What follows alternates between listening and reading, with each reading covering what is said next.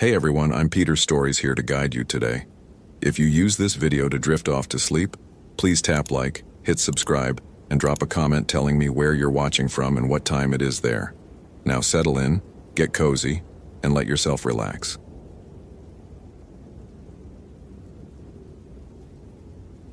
The smell found Viktor Petrov before he reached the campsite. Not the expected decay of a dead animal, but something older, mineral, like wet stone that had never seen sun. It didn't belong in the hoe, where everything rotted green and sweet and fast. Riley Chen's tent stood perfectly erected between two massive Sitka spruces, guy lines taut, rainfly secured against weather that hadn't come. Inside, the sleeping bag lay spread open, still holding the depression of a body. The camp stove held yesterday's coffee, cold but not yet growing film, and pressed into the moss around the tent in a perfect circle. Footprints, bare, human-sized, but the toes faced backward.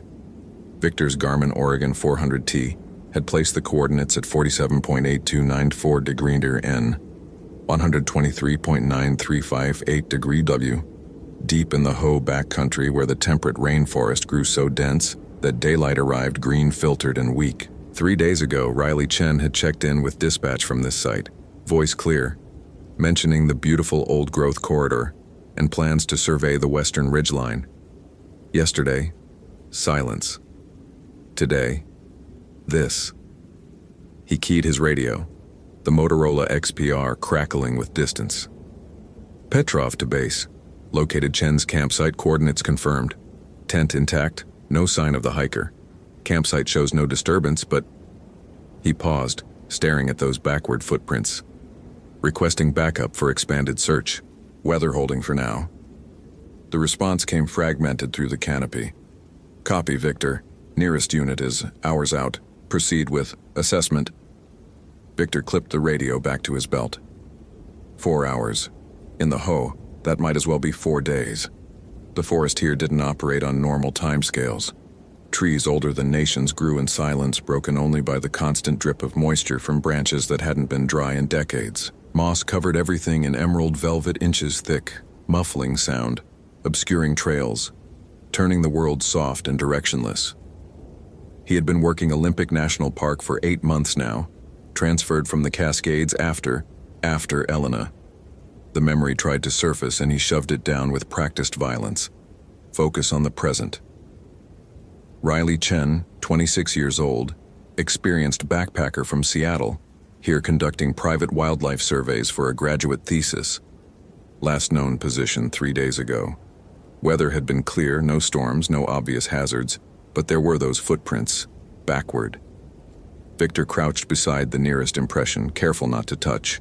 The moss showed clear definition, 5 toes, a proper arch, a heel, human in every detail except direction.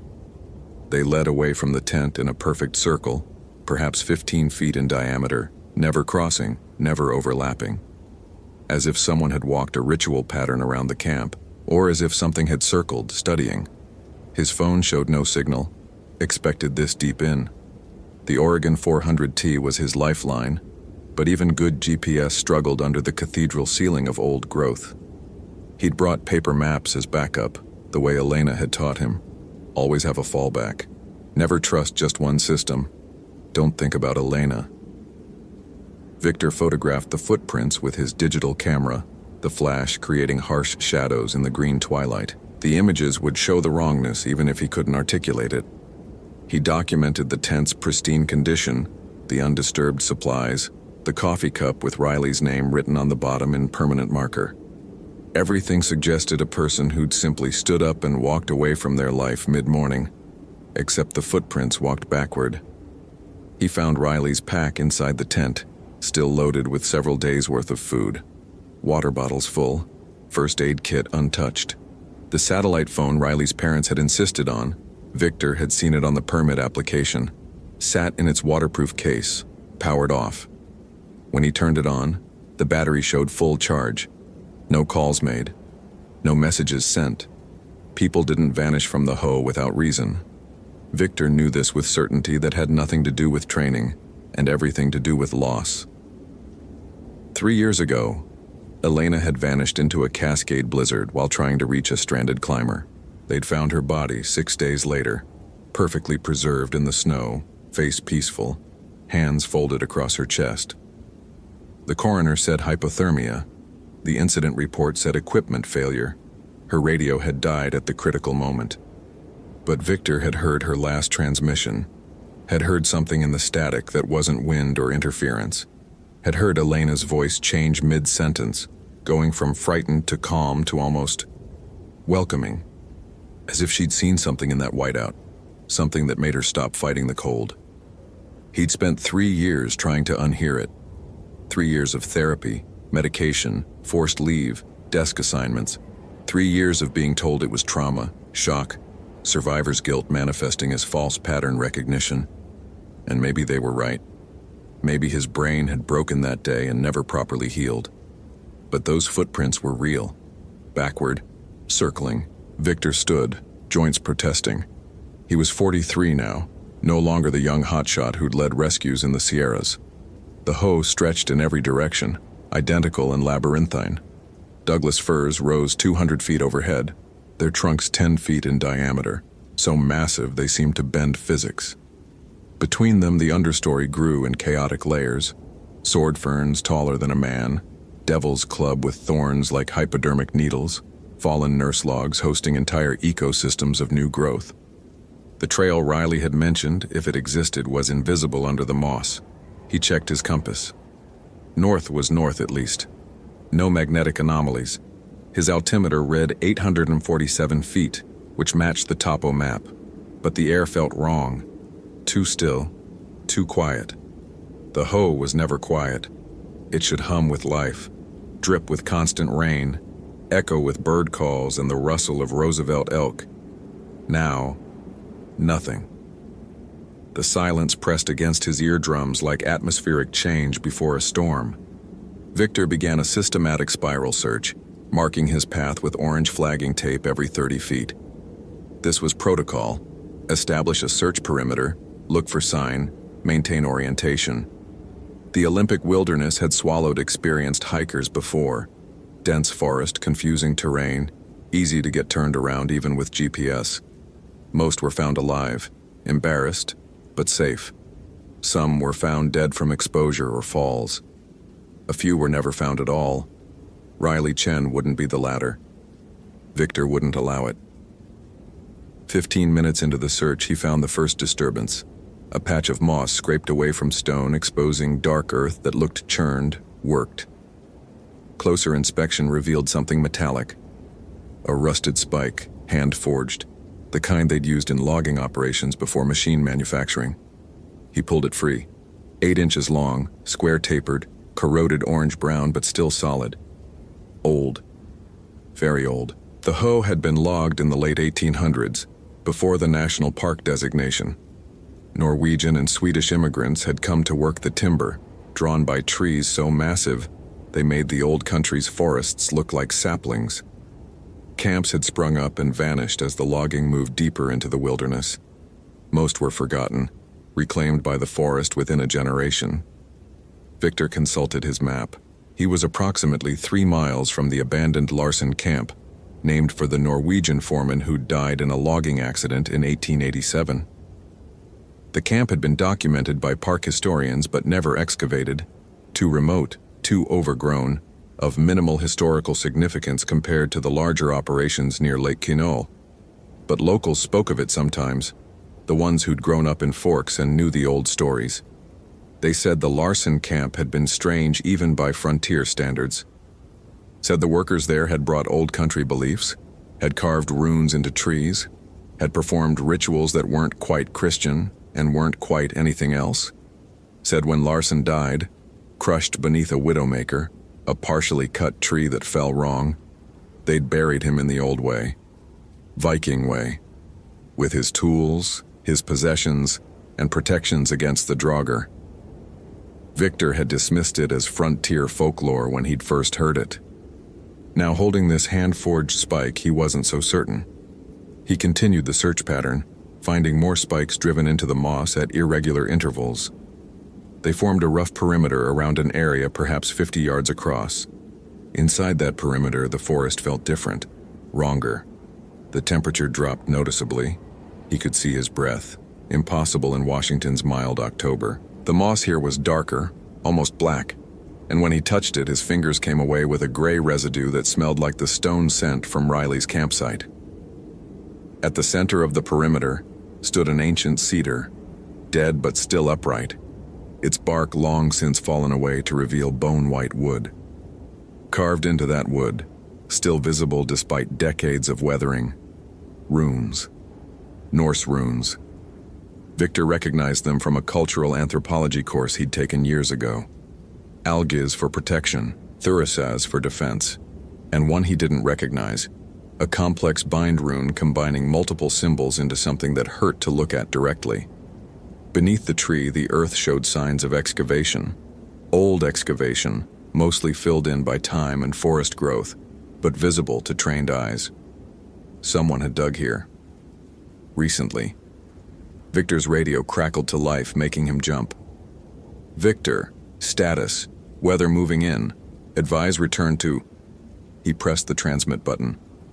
Petrov here, found possible gravesite, appears disturbed. Continuing assessment. Can you confirm any recent archaeological permits for this area? Static answered, then fragments. Negative on permits. Repeat. Weather system, dangerous. Recommend. The radio died. Victor shook it, checked the battery indicator. Full charge, but dead air. He tried his phone. No signal, but that was expected. The Garmin still showed his position, still tracked his path.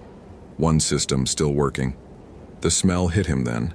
That mineral, stone that never saw sun smell, but stronger now, mixed with something organic and corrupt. It seemed to come from the disturbed earth beneath the carved cedar. Victor knelt, pulled out his emergency flashlight, and directed the beam into the depression. The hole went deeper than natural settling would explain. Much deeper. He could see roots severed cleanly, not torn or rotted. Fresh excavation, maybe weeks old, and at the bottom, perhaps 6 feet down, something reflected his flashlight beam, something metal and wrong. Victor made a decision that he would later recognize as the moment everything pivoted. He should have waited for backup, should have marked the location and returned with proper equipment, should have followed protocol. Instead, he climbed down into the hole. The temperature plummeted. His breath came in white clouds now, and his fingers ached with cold that had no business existing in a temperate rainforest in autumn. The walls of the excavation showed layers of earth, root mats, and then stone. Fitted stone. Deliberate construction. The metal object was a shield boss, the central dome of a Norse shield, corroded green, but unmistakable.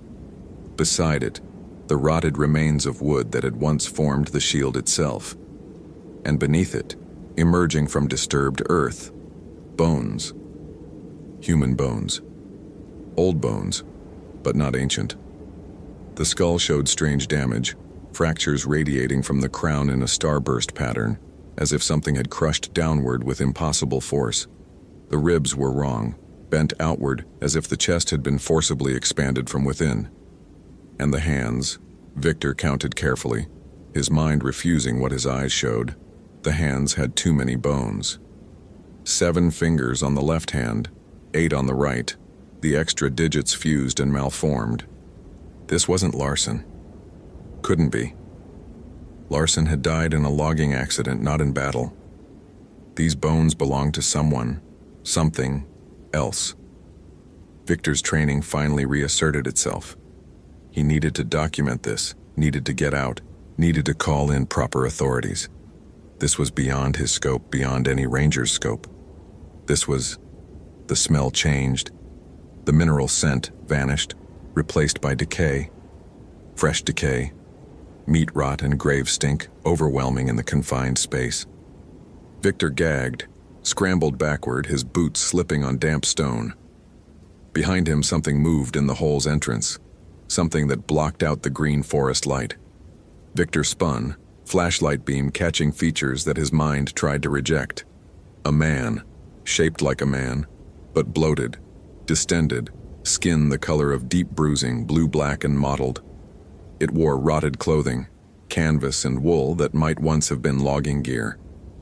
Its face was swollen, features stretched and barely recognizable as human, and its eyes, milky white, cataract blind, but somehow still seeing.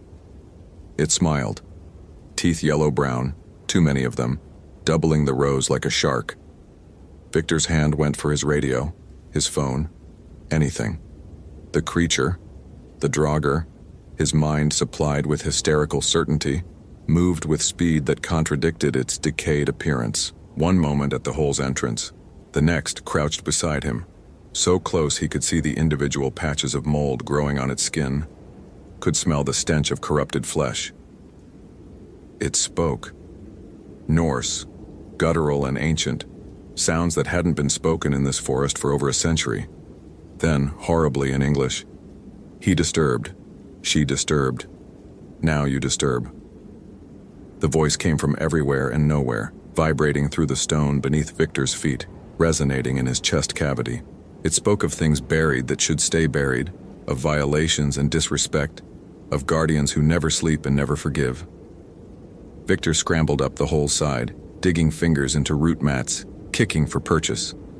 The Draugr didn't pursue, didn't need to. It simply stood and reached upward, and its arm extended, bones cracking and reforming, adding length joint by impossible joint until its hand gripped Victor's ankle with cold that burned. His tactical knife came out on instinct, slashing downward. The blade bit into dead flesh that offered no resistance, parting like rotten fruit. The grip didn't loosen. Instead, the Draugr pulled. Victor came down hard.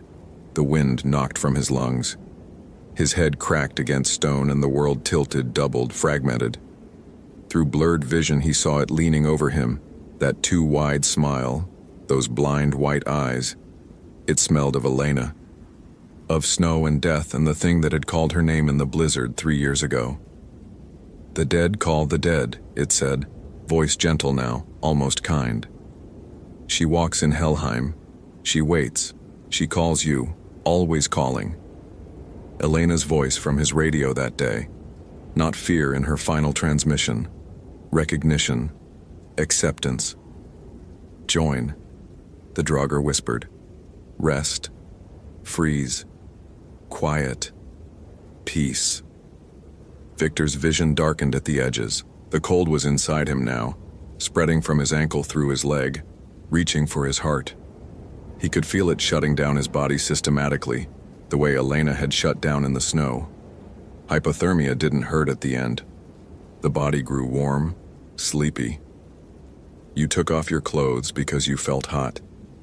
You lay down because you were tired. You died because you stopped fighting. His hand, numb and distant, found something in his jacket pocket. The iron spike, hand-forged old iron driven into the perimeter as protection. His fingers wouldn't grip properly but managed to close around it. Victor drove the spike into the Draugr's eye. The scream that followed wasn't sound, but pressure. A shock wave that collapsed the excavation's walls. Victor rolled, fell, landed hard in a cascade of earth and roots. Above him the carved cedar groaned, tilted, and fell with a crash that shook the ground. Then, silence. The smell vanished. The cold vanished. Victor lay gasping in normal October air, green light filtering through the canopy, the sound of a crow calling in the distance impossibly loud after the unnatural quiet. His ankle throbbed but moved properly. His head ached but cleared rapidly. His hands shook so badly he couldn't work his radio for 30 seconds, and when he finally managed, dispatch responded immediately, clearly, with no static. Had you, Victor? You cut out. Repeat. What's your status?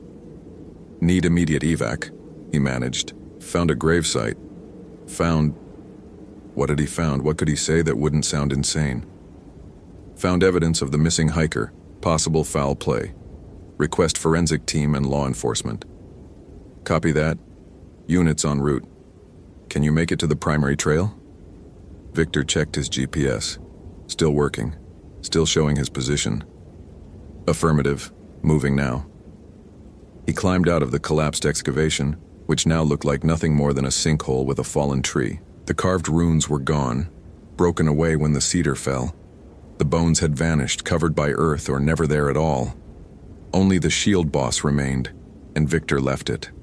Some things shouldn't be disturbed. The backward footprints around Riley's campsite had filled with water from the moss, erasing themselves. The tent stood as before, pristine and abandoned. Victor photographed everything, collected evidence bags, maintained chain of custody, did everything by procedure while his hands shook and his mind screamed. He found Riley Chen's body 4 hours later, guided by a search team with dogs and proper equipment. She lay half a mile from her campsite, curled peacefully in a bed of ferns, eyes closed, hands folded across her chest. Just like Elena, the medical examiner would later determine hypothermia as cause of death, though he would note the impossibility of it. October temperatures had been in the 60s, no precipitation, no reason for a healthy adult to freeze to death in temperate rainforest. They would also note the excavation tools in Riley's pack, the research papers on Norwegian settlement patterns in the Olympic Peninsula, the journal entries describing her discovery of what she believed was Larsen's burial mound. She'd been excavating it, carefully and respectfully, documenting everything for her thesis on Scandinavian American cultural practices. She'd opened the mound 3 days before she died. Victor told the investigating officers everything he could without sounding insane. Showed them the disturbed gravesite, the old iron spikes, the evidence of historical burial. He left out the Draugr, left out the voice that spoke in Norwegian and Elena's name, left out the cold that killed from inside, the impossible anatomy, the choice offered between joining the dead or disturbing them further. The case was ruled accidental death by exposure, complicated by possible disorientation. The gravesite was documented and reburied, this time with proper archaeological oversight. The Larsen camp area was marked for restricted access, pending historical review. Victor requested and received a transfer 3 weeks later, not to another park. He was done with forests, done with remote wilderness, done with places where old things slept and waited. He took a desk job in Seattle, processing permits and training new rangers in classroom settings. But he dreamed. Every night, the Draugr's milky eyes, Elena's voice in the static, the cold that called him toward peace and darkness and rest. He would wake gasping, room temperature, heart pounding, the smell of stone and decay fading slowly, and on especially bad nights when the dreams were strongest, he would hear Riley Chen's voice mixed with Elena's, both of them calling from somewhere cold and dark and patient, both of them promising that the dead were waiting, always waiting, and that one day he would stop running and come home. 3 months after Riley Chen's death, a hiker would report backward footprints circling their campsite in the Ho. The Park Service would investigate and find nothing unusual. 6 months after that, another disappearance. A researcher studying old-growth forest patterns, last seen near a historical logging camp, found dead of hypothermia in mild weather. The pattern continued. Every few months, someone would disturb the old places, would dig too deep or ask too many questions or simply camp in the wrong spot. And they would disappear into cold and silence. Their bodies found peaceful and frozen in a forest that never froze. Victor knew. Watched the reports. Said nothing. Because what could he say? That the dead guard their rest? That some graves should never be opened? That things buried with iron and runes stay buried for good reason? He'd survived by luck and old metal. The next person might not be so fortunate. Late one night, staring at his apartment ceiling in Seattle, unable to sleep, Victor made a decision. He opened his laptop, began writing everything down, not for any official report, but for whoever came after. For the next ranger who would find backward footprints in pristine campsites and bodies that died of impossible cold. He wrote about Draugr, about old country beliefs that followed immigrants to the New World, about boundaries that shouldn't be crossed and places that should be left alone. He wrote about the cold that came from inside, about voices and static, about choosing between disturbing the dead and joining them. He wrote until dawn, then saved the file, encrypted it, and locked it away. Someday someone might need it. Someday someone else would be standing in the hoe with backward footprints in the moss and the smell of stone that never saw sun, and they would need to know what they were facing. Victor looked at his hands, still shaking slightly, and wondered how long before the dreams stopped. Wondered if they ever would. Wondered if Elena and Riley had stopped dreaming, down in whatever cold, dark place the drogger kept its dead. Outside his window, Seattle sprawled in streetlight and normalcy. Millions of people living ordinary lives, ignorant of what waited in the old forests, in the places where history sank roots too deep to ever pull free. Victor closed his laptop. Tomorrow he would go to work, process permits, train new rangers. Tomorrow he would be professional and competent and give no sign of the knowledge that weighed on him like stone. But he would never return to the hoe, would never volunteer for backcountry assignments, would never again disturb the places where the dead slept. Because now he knew. Some things stayed buried for good reason. And the drogger had been guarding Larson's mound for over a century, patient and implacable, and would guard it for centuries more.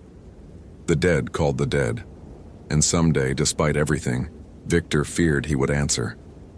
Hope you felt genuine terror. If you appreciate authentic horror rooted in real folklore, consider following for more stories. Which moment scared you most? Share your theory about what happened.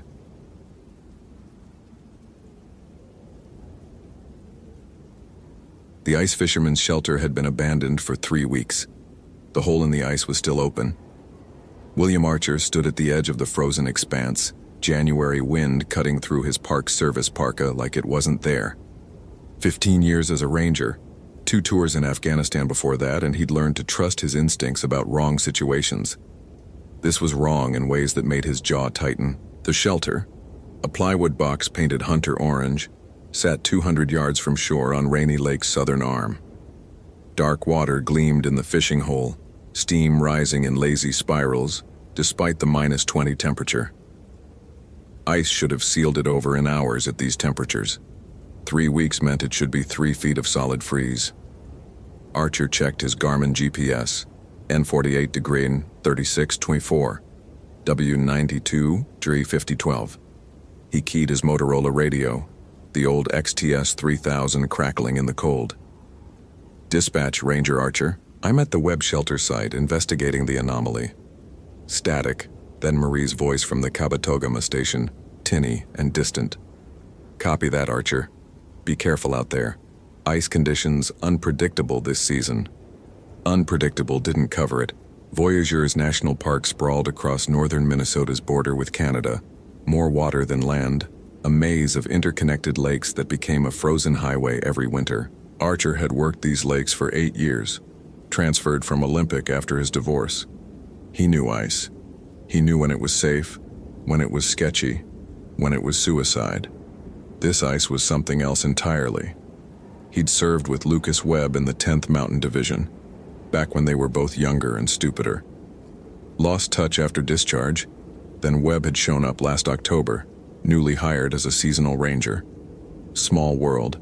They'd joked over beers at the Thunderbird Lodge. Webb had been good people. Steady, competent, the kind of guy you wanted at your back in bad situations. Webb had come out here January 7th to check on ice fishing activity. Never came back. Archer approached the shelter slowly, testing each step. The ice felt solid, but his instincts screamed caution. His breath formed clouds that hung in the air longer than they should, as if the cold itself was thicker here, more substantial. 50 yards from the shelter, he smelled it, decay, but not the clean rot of a winter-killed deer. This was older, richer, like meat gone bad in summer heat. Impossible in this temperature, but there it was, coating his throat with every breath. The orange shelter's door hung open, banging against the frame in the wind. Dark stains marked the ice around the entrance.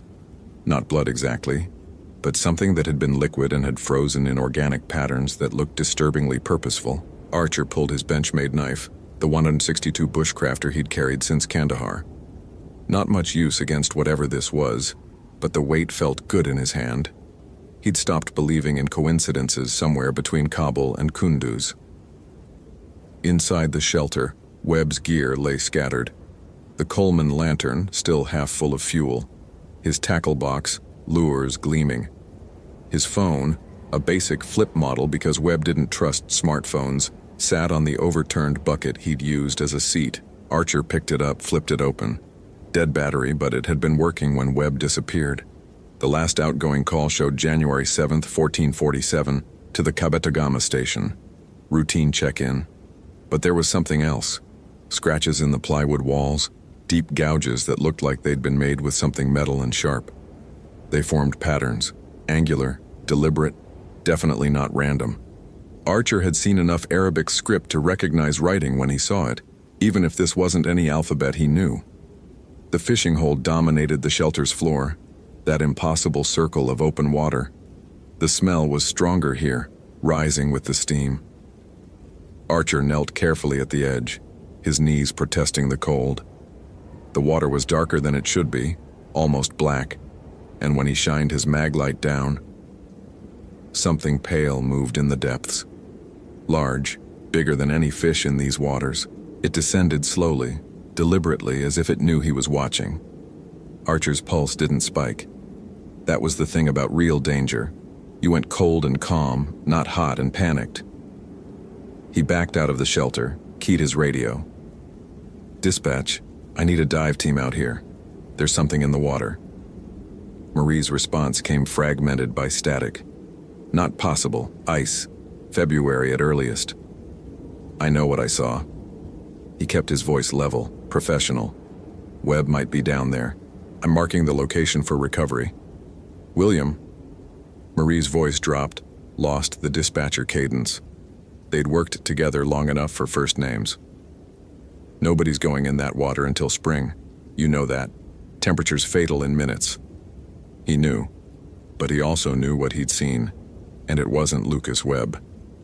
Webb had been 5'10", maybe 170 soaking wet. The thing in the water had been massive, and it had moved with a wrongness that his hindbrain recognized even if his conscious mind didn't have words for it. Archer spent another hour documenting the sight.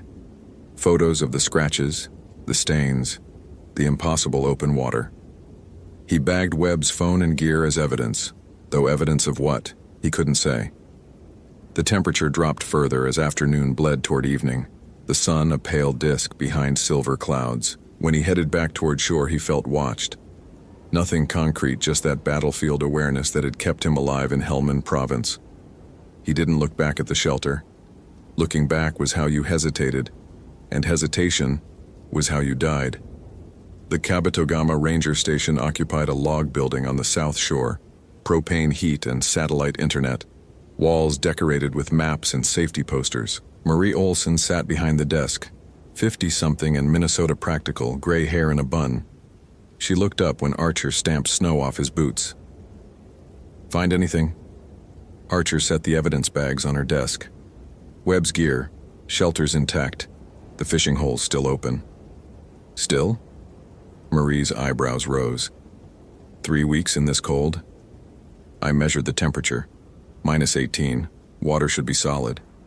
He pulled off his gloves, fingers aching. "There's something else. Scratches on the walls. Like writing, but not English. Not any language I recognize." Marie studied him with the look she reserved for tourists who claim to see wolves in July. "You feeling all right? This cold does things to people." "I know what I saw." He kept his voice level. The army had taught him how to report impossible things in calm tones. "The water's black, Marie. Deeper than it should be. And there was movement. Pike get big in these lakes." "Not pike." He met her eyes. "Something else." The silence stretched. Finally, Marie sighed. "There's stories about Rainy Lake, old stories from before the park. Norwegian and Swedish loggers used to work this area, back in the 1800s. They had names for things in the deep water. Draugen, I think. Something like that." Draugen? Archer had heard stranger things. Afghanistan had taught him that every culture had names for the things that lived in dark places. Drowned men who came back wrong. Protectors of buried things. Marie pulled a folder from her desk. Old paper yellowed at the edges. There was a surveyor in 1923, mapping the lake system. Wrote about finding a burial site on one of the islands. Stone cairn, pre-Columbian probably. He broke it open looking for artifacts. She slid a photocopied page across the desk. Faded typewriter text, barely legible. The stones had been deliberately placed, forming a chamber. Inside, a body preserved by the cold and peat, far older than the Norse settlements but dressed in furs and bronze that suggested Scandinavian origin. The preservation was remarkable, the flesh still firm, almost living. I took several photographs and a bronze armband for further study. That night I heard sounds from the lake. Heavy footsteps on the ice, though I saw nothing. The smell of decay filled my tent despite the winter cold. By morning my equipment had been disturbed. The armband was gone, returned to the cairn. I left immediately and have no desire to return. Archer read it twice. Where was this cairn? The surveyor didn't give exact coordinates, just said it was on an island in the southern section near where Rainy Lake narrows. Marie tapped the page. That's near where Webb was fishing. You think Webb found something? I think these lakes have been here a long time and people have been drowning in them for centuries. Marie's voice was careful. The Ojibwe wouldn't fish certain areas. The loggers had rules about where to cut ice. There's reasons for traditions. Archer looked at Webb's phone in its evidence bag. His old army buddy, who'd talked about wanting a fresh start, away from the noise of cities. Who'd been happy out here, said it was peaceful. I'm going back tomorrow, Archer said. Daylight, full gear, I need to know what happened to Webb. William. Marie's voice softened. Sometimes people just disappear in the wilderness. You know that. Could have fallen through thin ice, current took the body. Happens every winter. The ice around that shelter is 2 feet thick, I checked. He stood, gathering the evidence bags. And thin ice doesn't carve writing on walls. That night in his cabin near the Lost Bay Ranger Station, Archer couldn't sleep. The propane heater ticked and hissed, but the cold seemed to seep through the walls anyway. He lay on his bunk, staring at the ceiling, and thought about Webb. They'd lost 3 guys in their platoon to an IED outside Jalalabad. Webb had been the one who'd helped Archer write the letters home, who'd sat with him through the nightmares. Good people, the kind you didn't abandon, even after discharge. At 03:17 by his watch, Archer heard footsteps outside, heavy, deliberate, crunching through the snow. He was up instantly, grabbing his mag light and the Glock 22 from his nightstand. Not service issue, but he'd kept it after leaving the army. The footsteps circled the cabin, slow, methodical, like someone conducting a search. Archer moved to the window, pulled back the curtain an inch. The snow outside lay pristine under the half moon, unmarked by tracks. The footsteps continued, around the cabin, past his truck, back toward the front door. Archer watched the snow, watched for any disturbance, any sign of what was making the sound. Nothing. Just that terrible, patient circling. The smell hit him then. That same rot from the fishing shelter, thick enough to taste. It seeped through the walls, through the door seals, inescapable. Archer's hand tightened on the Glock.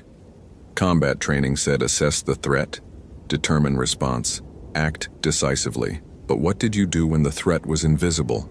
When it violated every rule of physical reality? The footsteps stopped at his door. Silence, absolute and suffocating. Then, slowly, the door handle began to turn. Archer raised the Glock, aimed center mass at the door. Federal officer, identify yourself. The handle stopped turning. The smell intensified, nauseating waves of decay.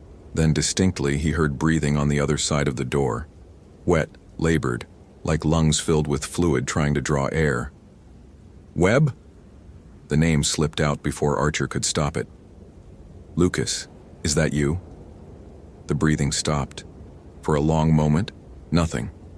Then the footsteps retreated back across the porch, into the snow that showed no tracks. Archer didn't sleep the rest of the night. He sat with his back to the wall, Glock in hand, and watched the door until dawn broke gray and cold over the frozen lake. By Oro 9 Slough, he was geared up and heading back to the ice. He'd stopped at the station to log his patrol, but Marie wasn't in yet. The other rangers, seasonal kids mostly, college students making beer money, were clustered around the coffee maker, swapping stories about a moose sighting near Black Bay. Archer took a park snowmobile, the Polaris 550 that handled ice better than the trucks. The morning was clear but brutally cold, the kind of cold that made your teeth ache and your eyes water. He followed the shoreline south, GPS coordinates locked on the shelter location. The shelter was gone, not collapsed, not blown away. Gone. The ice where it had stood was smooth and unmarked, as if nothing had ever been there. Only the fishing hole remained, that impossible circle of open water, steam rising thicker in the morning cold. Archer cut the snowmobile engine, the silence immediate and total. No wind, no birds, no distant traffic, just the creak of ice and the steady hiss of steam from the water. He approached on foot, each step cautious. The ice here felt different, almost spongy, though it supported his weight. The smell was overwhelming now. Rot and earth and something else, metal maybe, or blood long dried. At the hole's edge, he looked down. The water was clearer today, the black depths visible. And there, suspended in the water maybe 30 feet down, he saw it. A body. Massive, easily 7 feet tall, swollen and distorted by decomposition and pressure. But it moved, limbs stirring slowly in the current, head turning as if searching. The flesh was mottled blue-black, preserved by the cold water, and it wore armor.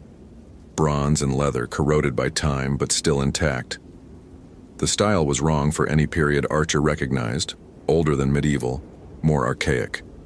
The head turned further, and he glimpsed a face, bloated, beard matted with lakeweeds.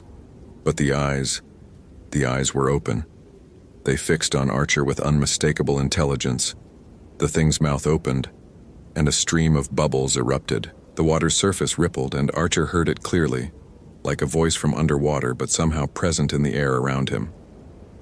Gravukterin, Steingrave, Min. Norwegian, or something close to it. Archer didn't speak the language, but the meaning was clear in his hindbrain, in the same place that had warned him about IEDs and ambushes. Grave Watcher, Stone Grave. Mine. The thing began to rise, slowly, deliberately, pulling itself up through the water with movements that shouldn't be possible for a corpse. Archer backpedaled, nearly slipped on the ice. His hand found the Glock, but what good was a handgun against something that shouldn't be moving at all? He'd seen dead bodies in Afghanistan, plenty of them. Dead was dead. This wasn't dead. This was something that had died wrong. The surface broke with a sound like tearing meat. Water sluiced off bronze armor, off pale flesh that seemed to glow with its own sickly light. The thing stood in the fishing hole, impossibly tall, water streaming from its beard, from the empty spaces where its armor had corroded through to show bone. Its eyes, God, its eyes were aware, intelligent, furious. Du Tokham, graven. The voice was wet, words bubbling up from fluid-filled lungs. More Norwegian, but Archer understood. You took him. The grave. I didn't take anything, Archer said, backing toward the snowmobile. Keep it talking, keep it focused. Basic hostage negotiation, even with the impossible. Lucas Webb, my friend. What did you do with him? The creature took a step forward, boot crunching on ice that should have shattered under that weight. Water dripped from its body, freezing instantly into grotesque icicles. Vokteren Craver Vokter, Steingrave Craver live. Watcher requires watcher. Stone grave requires life. Webb had found it, Archer realized. Had found the cairn, the burial site from the surveyor's report. Had maybe taken something, or maybe just disturbed the stones. And this thing, this Draugr, guardian of graves, had taken him in exchange. Where is he? Archer's voice stayed level through force of will. Where's Webb? The Draugr pointed downward, toward the black water. Then it smiled. A grotesque splitting of preserved flesh, and Archer saw Webb's watch on its wrist. The Timex expedition that his friend never took off, even in the shower. Something broke in Archer then. Not panic. He was too trained for panic. But rage, pure and military. the kind that had gotten him through firefights and bad missions. Webb had been his friend, his brother in the ways that mattered. This thing, this dead, wrong thing, had taken him. Archer raised the Glock and fired. The shot was perfect, center mass, the kind of shot that dropped targets on the range every time. The bullet hit the Draugur's chest with a wet smack, punching through preserved flesh. Water, not blood, leaked from the wound. The creature looked down at the hole, then back up at Archer. It laughed. The sound was horrible, wet and bubbling, like drowning in reverse. Archer fired again and again, emptying the magazine. 17 rounds, each one finding its target, each one doing nothing. The Draugur just stood there, leaking water from a dozen holes, and laughed. When the Glock's slide locked back, the creature moved. It was fast. Impossibly fast for something so big and dead. One moment it stood in the fishing hole, the next it was on the ice, closing the distance between them in strides that covered yards. Archer dropped the empty Glock and ran. The snowmobile was 60 feet away. Archer had run faster drills in the Army, but never on ice, never with something like that behind him. He could hear it, the heavy crunch of boots, the wet breathing, the smell of rot intensifying. 40 feet. His boots found traction on wind-packed snow. The snowmobile's key was in his pocket. He just needed 30 feet. The ice groaned beneath him, not from his weight, but from what pursued him. The Draugur was heavier than anything that dead should be, gravity wrong around it. 20 feet. He could see the Polaris, red and chrome, gleaming in the winter sun. Just a little further. The ice exploded beneath him. Not breaking, exploding. Shards of frozen water erupting upward like shrapnel. Archer fell, landed hard on his shoulder, rolled. Years of training kicked in, getting him back to his feet, but his ankle screamed protest. The Draugur stood in the hole it had created, water pouring around its legs. It reached down into the black depths and pulled something up. Webb, or what was left of him. His friend's body was bloated and pale, preserved by the freezing water, but clearly dead. Dead for weeks. The flesh was wrong, blue-white, and his eyes were open, staring at nothing with the fixed gaze of corpses. But then Webb blinked. No. The word came out strangled. Archer had seen dead people, had seen what death looked like. Webb was dead.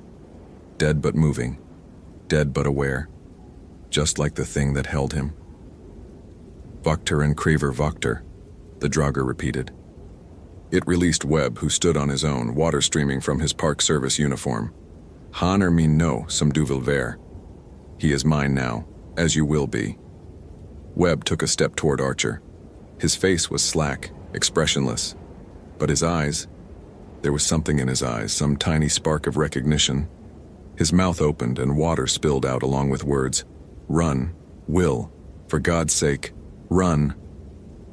The voice was wrong, bubbling and wet, but it was Webb's voice, some part of his friend still in there, still fighting, still trying to warn him. Archer ran. His ankle was twisted, maybe broken, but adrenaline covered the pain.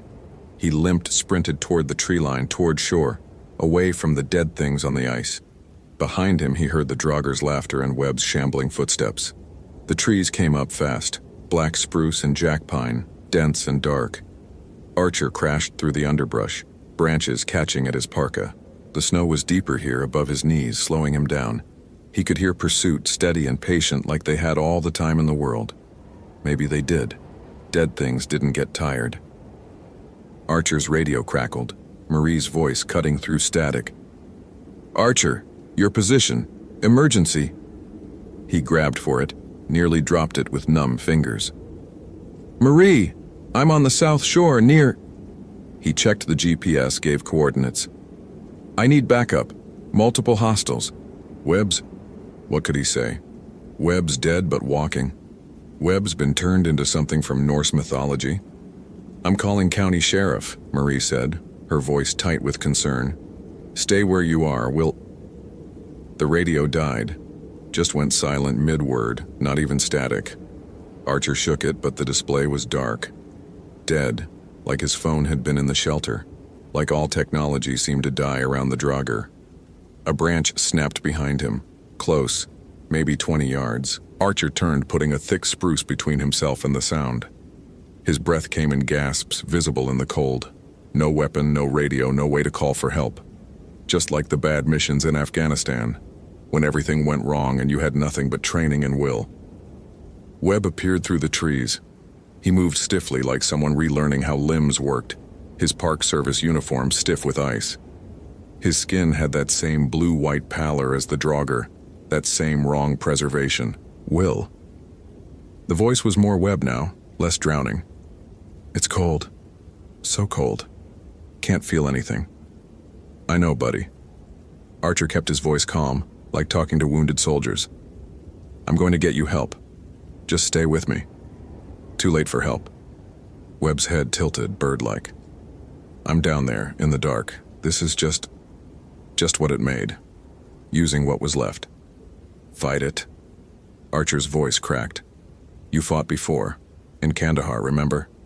When everything went wrong. You didn't give up then. Different enemy. Webb took another step forward. His eyes were clearer now, more focused. That thing, it's old, Will. Older than the lakes. It came with the first Vikings, died protecting their dead. Now it protects its own grave. Webb found it, disturbed the stones. A shudder ran through the corpse. It took me, made me watch, made me part of it. The drogger emerged from the trees behind Webb, massive and patient. It said something in that bubbling Norwegian, and Webb flinched. It says you disturbed the grave too, Webb translated. Looking for me, stepped on sacred ground, now you owe. He took another step, hands reaching. It's going to make you like me. Guardian for the guardian. That's how it works. Archer backed away, his injured ankle nearly giving out. The tree line stretched ahead, but he was running out of forest, running out of options. Behind him somewhere was the lake road, the main route through the park. If he could reach it, flag down a plow truck maybe. Webb lunged. Not fast like the drogger, but faster than his shambling gait suggested. Archer twisted, his ankle screamed, and he went down hard. Webb landed on top of him, impossibly strong hands pinning his shoulders. His friend's face was inches away, dead eyes staring into his. I'm sorry, Webb whispered. Water dripped from his mouth onto Archer's face, freezing on contact. It hurts. It's going to hurt you too. The drogger loomed over them both, reached down with one massive hand. Its fingers were corpse white, nails black with rot, and they closed around Archer's throat with a grip like frozen iron. The world dimmed at the edges. Not from lack of oxygen, from cold. A cold that wasn't temperature, wasn't physical. A cold that seeped into bones and thoughts, that froze the places where life lived. Archer felt it spreading through him, felt his heart slow, felt his breath come harder, felt something ancient and hungry examining him, deciding if he was worthy of joining its eternal watch. His hand, numb and distant, found something in his pocket. The Benchmade knife, the one he'd carried through Kandahar and Kunduz, the one that had gotten him through bad situations before. Archer pulled it free and drove it into Webb's eye. His friend jerked back, water blood spilling from the wound. Not much, mostly lake water, thick with sediment. But it was enough. The drogger's attention shifted, its grip loosening for just a moment. Archer rolled, scrambled to his feet, and ran. His ankle gave out completely on the third step, sent him sprawling into the snow. He crawled, using his hands, dragging his useless leg. Behind him, Webb was making sounds, not words, just awful wet noises of pain that should have been impossible for something dead. The drogger's voice rose, angry now, that bubbling Norwegian becoming a roar. The temperature plummeted, cold beyond cold, the kind that killed in minutes. Archer's fingers were numb, his face numb, everything shutting down. He was going to die here, just like Webb, just like whoever that surveyor had written about. Another body for the lakes, another soul for the thing that guarded ancient graves. The tree line ended. Ahead, 50 yards of open ground, then the lake road. And on the road, a snowplow, orange and massive, pushing snow in a steady crawl. Real, normal, human. Archer shouted. No words, just sound. His voice was weak, cracking, but the plow slowed. The driver, an older man, county worker probably, leaned out his window, peering at the man crawling through the snow. Help! Archer managed to put word to sound. Please. The driver's eyes widened. He grabbed for his radio, his door opening. Behind Archer, the drogger emerged from the trees, Webb shambling at its side. The driver saw them, froze for one critical second. Then he gunned the plow's engine and drove straight at them. The massive blade caught the drogger center mass, 8,000 pounds of steel and momentum. The creature went down, armor shrieking as the plow rolled over it. Webb tried to dodge, but the blade's edge caught him, sent him spinning into the ditch. The plow skidded to a halt. The driver was out instantly, a bear of a man in an orange jumpsuit. Jesus Christ, what the hell was that? Get me in the cab, Archer gasped. Now, before it gets up. Because it would get up. Things like that didn't stay down. The driver grabbed Archer under the arms, hauled him toward the plow. Behind them, the drogger was already moving, pushing itself up despite the massive trauma. Bronze armor bent and torn, pale flesh crushed flat, but still moving, still coming. They made it to the cab. The driver threw Archer inside, climbed in after, slammed the door. Park ranger? What the hell happened? Drive. Archer pulled the radio from the driver's dash. Just drive fast as you can. The plow lurched forward, gathering speed. In the side mirror, Archer watched the drogger regain its feet. Webb rose beside it, his own impossible vitality keeping him upright despite injuries that should have been fatal. Would have been fatal if he'd been alive to be killed. They stood in the road and watched the plow retreat. The drogger raised one hand. Maybe warning, maybe promise. Then they turned and walked back toward the trees, toward the lake, toward the dark water where ancient graves waited for new guardians. The county sheriff's department took Archer's statement. They went back with a dive team 3 days later, when the weather cleared. Found the cairn on one of the small islands, stones deliberately placed in a pattern that some archaeologist from the University of Minnesota said was probably Norse, possibly pre-Columbian Scandinavian exploration. Found bronze artifacts, weapons, a burial chamber. Found Lucas Webb's body in the water beneath the cairn, frozen and preserved, his hands positioned like he'd been trying to claw his way out. The coroner said he'd been dead at least 2 weeks, probably drowned. No signs of trauma beyond what you'd expect from immersion. They never found the drogger's body. The dive team searched, but the lake was deep and dark, full of caves and crevices. The team leader said something could stay hidden down there forever if it wanted. Marie put Archer on medical leave. Broken ankle, exposure, possible hallucination from hypothermia.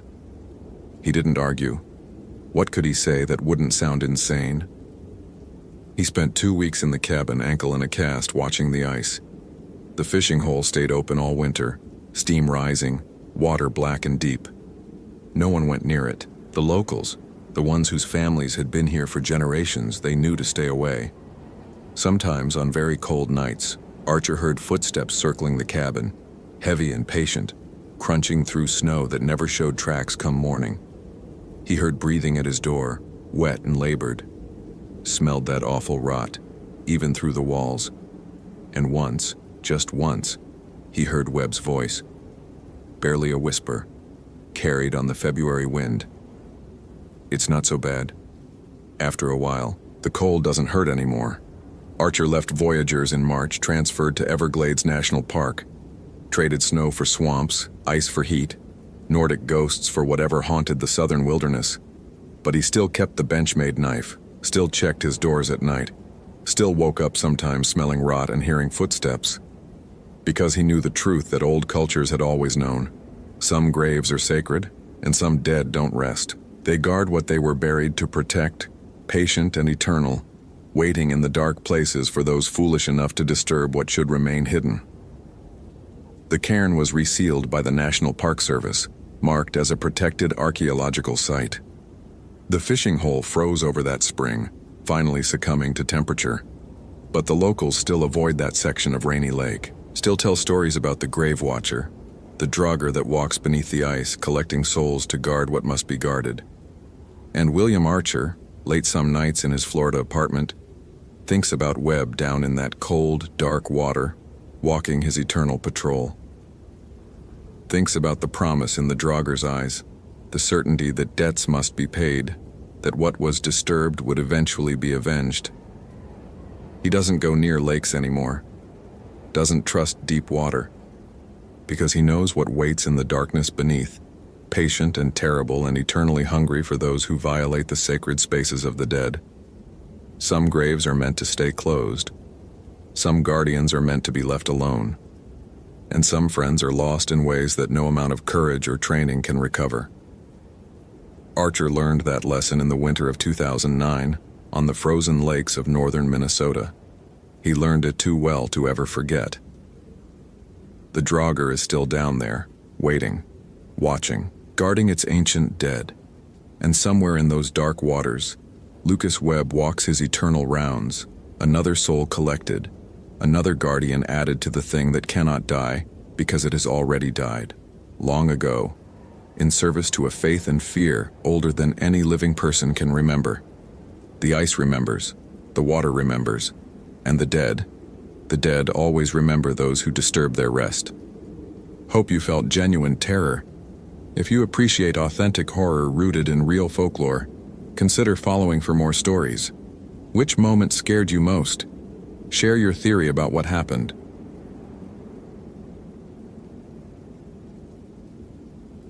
Catherine Brennan had killed 3 men in Fallujah before she turned 23. At 31, standing at the base of Grinnell Glacier with Jordan Hayes' abandoned backpack in her hands, she realized that survival skills meant nothing when the enemy didn't follow any rules she understood. The pack was still clipped shut, contents intact, water bottles full, energy bars untouched, first aid kit sealed. Jordan's Garmin GPS blinked uselessly inside the front pocket, the screen showing his last recorded position as exactly where Catherine stood now. But Jordan himself was gone, and the only tracks leading away from the pack weren't human. Catherine had done 3 tours in Iraq before medical discharge took her out of the Marines. Shrapnel in her left leg, enough scar tissue to set off metal detectors, and a tolerance for violence that translated well to wilderness search and rescue. She'd been a ranger at Glacier National Park for 4 years, and in that time she'd pulled bodies out of crevasses, talked down suicidal jumpers, and once physically restrained a man high on bath salts who'd tried to fight a grizzly bear. Nothing rattled her. Nothing was supposed to rattle her, but these tracks rattled her. They started human. Jordan's Merrell hiking boots, size 11, distinctive tread pattern she'd been following for the last 6 miles. Then they changed. The stride lengthened impossibly, gaps of 12 feet between prints where a human should manage 3 at most. The boot prints became bare feet, elongated, toes spread too wide. Then the feet became something else entirely. Clawed, resembling human extremities the way a medical diagram resembles the real thing. All anatomy, no humanity. Catherine keyed her Motorola radio. "Base, this is Brennan. I've located Hayes' equipment at coordinates 48.7521 north, 113.7267 west, Grinnell Glacier Trail. Pack is intact, but Hayes is not present. Requesting additional SAR units." Static answered, thick and wrong. She adjusted the frequency and tried again. More static, but underneath it, something else. A sound like breathing, deep and wet, rattling with fluid. Catherine checked the battery indicator. Full charge. The radio was working. The static wasn't interference. She clipped the radio back to her belt and pulled out her Benchmade knife, flipping it open with practiced ease. 7 inches of steel that had saved her life in Ramadi when her rifle jammed. It felt inadequate now in a way it never had overseas. At least in Iraq, the enemies bled when you cut them. The tracks led upslope, toward the rocky terrain above the tree line where the glacier's retreat had left a moonscape of exposed granite and glacial till. November in Montana meant the backcountry was already brutal. Daytime highs around 20 degrees, nighttime lows below 0. Jordan Hayes had been reported missing 36 hours ago after failing to return from a solo wildlife photography expedition. 36 hours in this cold without shelter meant he was almost certainly dead. But Catherine had learned in the Marines that almost certainly and definitely were two very different things. She followed the tracks. The afternoon sun hung low and pale, offering light but no warmth. Her breath crystallized in front of her face. The Gore-Tex jacket and thermal layers kept her core temperature stable, but her fingers were already going numb despite the gloves. She'd give herself 2 more hours of daylight, then she'd have to make camp and resume at dawn. Search and rescue protocol. Don't become a victim yourself. The tracks led to a stand of white bark pines, gnarled trees stunted by altitude and wind. Something had torn through them like they were grass. Bark stripped, branches snapped, entire trunks bent at angles that suggested immense force applied with casual violence. Catherine had seen what grizzlies could do to trees when marking territory. This was different. This was rage. Beyond the pines, she found the first body, not Jordan Hayes. Someone older, male, frozen solid in a seated position against a boulder. His face was gone, not decomposed, not scavenged by animals, but removed. The flesh had been peeled away with surgical precision, revealing the skull beneath. His chest cavity was opened, ribs spread like wings, and the internal organs were missing. No blood. The cold had frozen everything before it could flow. Catherine had seen worse in Fallujah. Had seen what IEDs did to human bodies, the ways flesh could be shredded and burned and pulped. But those were explosions, physics, comprehensible violence. This was different. This was deliberate. This was hungry. She checked the body for identification, found a wallet in the jacket pocket, Montana driver's license for Robert Chen, age 47, address in Kalispell. She radioed it in, or tried to. The static was worse now, punctuated by sounds that might have been words in a language she didn't know. Guttural, clicking, wrong. Catherine stood and scanned the area. The tracks continued upward, toward a narrow canyon carved into the granite. She could see what looked like a cave entrance maybe 200 yards up, a dark mouth in the stone. Something about it made her leg ache where the shrapnel was embedded, a phantom pain she hadn't felt in months. She moved toward the canyon, knife in one hand, flashlight in the other. The temperature dropped as she entered the narrow defile, the rock walls blocking what little sun remained. Ice clung to the stone, and frost patterns covered every surface in crystalline fractals. Catherine's breath came harder now, not from exertion but from something else. A pressure in the air, a weight that had nothing to do with altitude. The cave entrance was larger up close, easily 12 feet high. The interior was dark despite her flashlight, as if the beam couldn't penetrate more than a few feet. But she could see marks on the stone around the entrance, pictographs, ancient and faded. Human figures, dozens of them, and towering over them, a shape with antlers and elongated limbs, mouth open in a scream or a roar. Catherine had read about Blackfeet territory when she'd first started working at Glacier. Had learned about the indigenous history, the sacred sites, the stories that the tribal elders still told. One story had stayed with her, the Wendigo, the spirit of winter and hunger, the thing that happened to humans who violated the deepest taboo. Cannibals became Wendigos, the elders said, or maybe Wendigos made cannibals. The story was unclear on causation, but very clear on the result.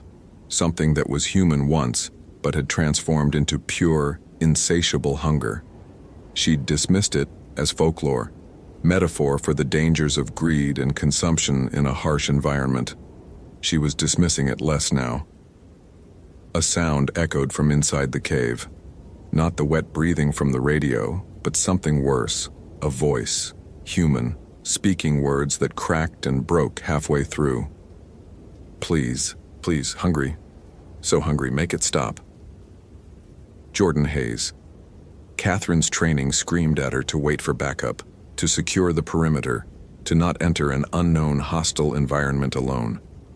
But her Marine Corps instincts, the ones that had kept her alive when her convoy got ambushed outside Sadr City, told her that waiting meant Jordan died. If he wasn't dead already. She entered the cave. The temperature inside was wrong, Not cold like outside, but an absence of temperature entirely, as if heat was a concept that didn't apply here. Her flashlight beams scattered on frost-covered walls, refracting into 1,000 tiny lights. The cave went back farther than it should, the dimensions wrong, the space larger inside than the mountain could contain. Bodies lined the walls, not fresh like Robert Chen, but old, desiccated, frozen, preserved. Dozens of them, maybe hundreds, receding into the darkness. Some wore modern clothing, Gore-Tex jackets, hiking boots. Others wore older garments, wool coats, leather, furs. The oldest wore hide and beadwork, clothing that belonged in museums. All of them had the same wounds, faces removed, chests opened, organs gone. "Catherine." Jordan Hayes' voice came from deeper in the cave. "Catherine Brennan, I know you. I can taste your memories in the air. 3 men in Fallujah. You remember? How they bled, how they stopped." That wasn't Jordan. Couldn't be Jordan. Jordan was a 29-year-old wildlife photographer from Seattle, a weekend hiker with an expensive camera and minimal backcountry experience. He didn't know about Fallujah. Nobody here knew about Fallujah except her therapist at the VA and the classified after-action reports filed 7 years ago. "Show yourself," Catherine said, her voice steady despite the adrenaline spiking through her system. Combat readiness, her body preparing for violence. The thing that had been Jordan Hayes emerged from the darkness. It walked on 2 legs but moved like something that had only recently learned bipedal locomotion. Its limbs were too long, joints bending in too many places. The skin had the gray-white color of frostbite, stretched too tight over bones that pressed against it from inside. Antlers sprouted from its skull, growing through the scalp and curving upward like a crown of bone. Its chest was split open, the ribs visible, and inside was not organs but a void, a darkness that seemed to pull light into itself. The face was Jordan's, mostly. The features were right. The nose, the jaw, the shape of the skull. But the eyes were black from edge to edge, no whites, no iris. And the mouth opened too wide, revealing teeth that had been filed to points, and a tongue that was too long and bifurcated like a snake's. "So hungry," it said with Jordan's voice. "Always hungry, never stops. Ate the photographer, ate the hiker, ate the climber, ate them all. Still hungry. You understand? You killed. You tasted. You know." Catherine's knife felt like a toy in her hand. But she'd fought with worse odds, had held a position in Fallujah for 6 hours with nothing but a pistol and 2 magazines while waiting for evac. Jordan's still in there. Fight it. The thing laughed, the sound echoing wrong in the cave, coming from multiple directions. Jordan is hunger now. Jordan is winter. Jordan walked away from his pack because he smelled something. Blood. Old blood. Followed it here. Found the bones. So many bones. Ancestors. The first ones who became. "We've been here for centuries, Ranger. Waiting. Changing. Growing." It moved forward, and Catherine saw that the cave wasn't a cave at all. It was a throat. The walls were pulsing slowly, frost patterns shifting like breathing. The bodies weren't lined up against walls but embedded in them, part of some larger organism. And deeper in the darkness she could see movement, shapes that were human adjacent, that had been human once, that were all hunger and winter and ancient, patient evil. Catherine had 2 options: fight or run. Fighting meant close quarters against something that had torn through trees and removed Robert Chen's face. Running meant abandoning Jordan Hayes or whatever was left of him, and potentially leading this thing back toward populated areas. She chose option 3. "You want to taste memories?" Catherine said, backing toward the entrance. "Come get them." The thing that was Jordan Hayes screamed, a sound that shattered ice and sent avalanches of frost cascading from the cave ceiling. It lunged forward, and Catherine ran. She burst out of the cave entrance into the dying light of afternoon, the thing behind her moving with impossible speed. It didn't run. It flowed, limbs propelling it across the ice-slicked rock with predatory grace. Catherine had maybe 100-yard head start, and the terrain favored neither of them. She ran toward the canyon's edge, toward the steep slope that led down to the tree line. Behind her, the thing was gaining, close enough that she could hear the wet, rattling breathing, could smell the decay that rolled off it like fog. She reached the edge and jumped. The slope was nearly vertical, a mix of scree and ice that would kill her if she hit wrong. Catherine tucked into a roll, using techniques from her airborne training, letting gravity take her while protecting her head and spine. She bounced, slid, tumbled through 30 feet of vertical drop before slamming into a snowbank that arrested her momentum. The thing followed. But it didn't jump. It climbed down the sheer face, claws digging into rock, moving like a spider. Catherine scrambled to her feet and kept running, downhill now, using the slope to build speed. Her legs screamed where the shrapnel was, but she ignored it. Pain was information.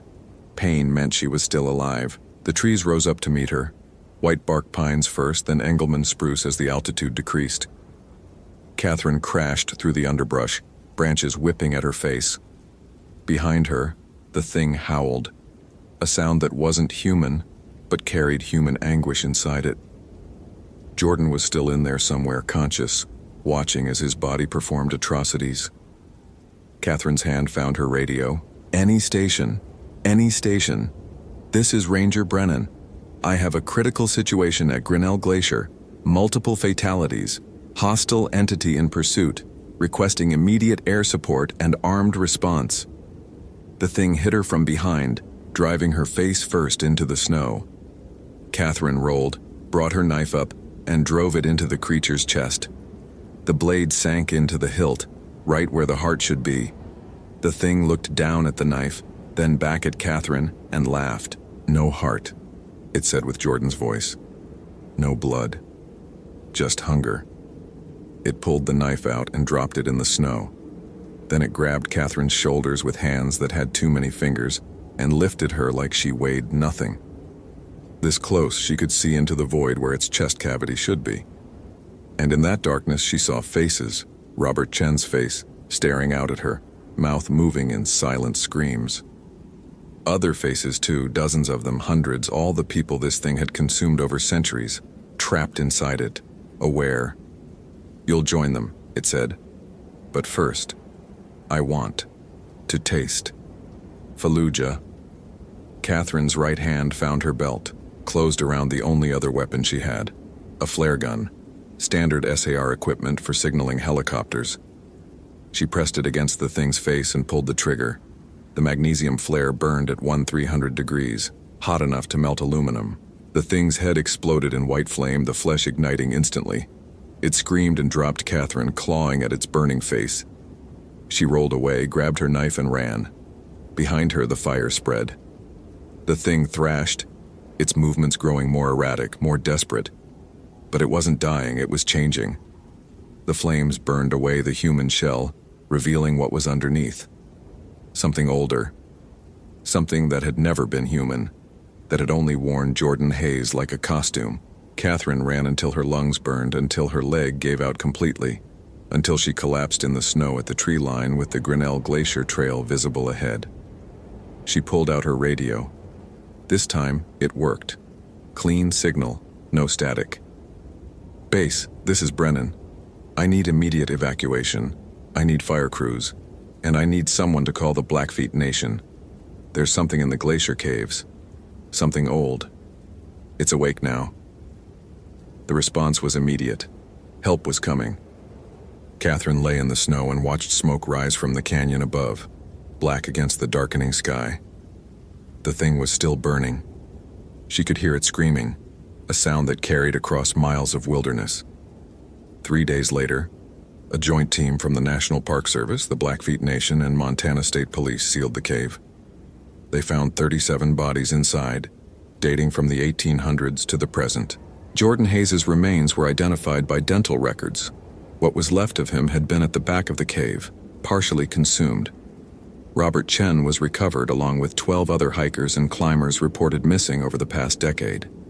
The official report listed the deaths as predation by an unknown large carnivore, possibly a grizzly with abnormal behavior.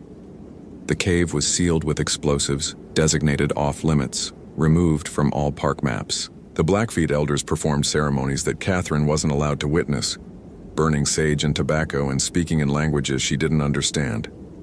Catherine spent a week in the hospital being treated for hypothermia, frostbite, and soft tissue injuries. The doctors said she was lucky to be alive. She knew better. Luck had nothing to do with it. She'd survived because she'd fought, because she'd adapted, because she'd treated the impossible horror like any other enemy combatant and responded with overwhelming force. But she also knew she'd left something in that cave, some part of herself that had been holding on to the certainty that the world operated by comprehensible rules. She'd killed 3 men in Fallujah and processed it through therapy and training, and the knowledge that war, however brutal, followed patterns.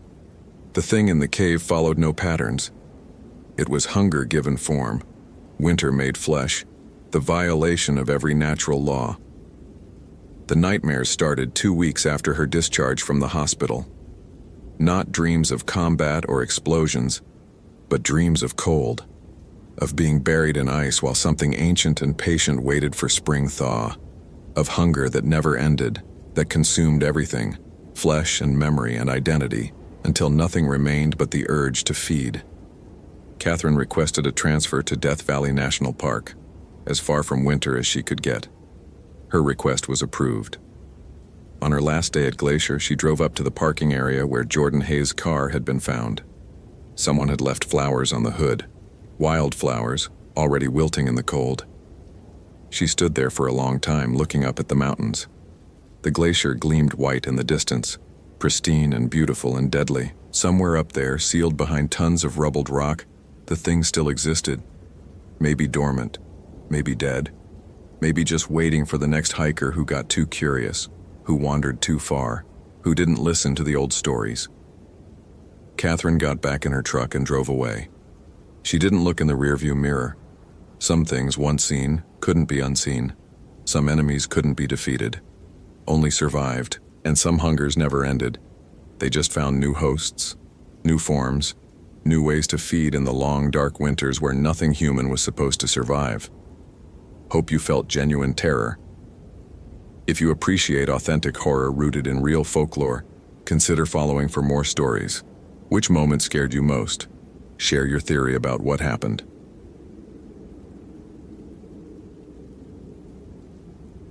Robert Fitzgerald watched Blake Wilson climb into his own skin. Not metaphorically, literally. The younger ranger stood 20 yards downslope near the bristlecone grove, afternoon sun painting everything amber and sharp, and his body opened like a coat being shrugged off. What stepped out was taller, thinner, wrong in proportions that Robert's doctorate in environmental science provided no framework to process. It wore Blake's uniform like badly fitted clothes. It turned, saw Robert watching from the ridge, and smiled with too many teeth. Then it ran, not human locomotion but something four-legged and fluid, and vanished into the ancient trees, leaving Blake's actual skin crumpled in the dirt like discarded laundry.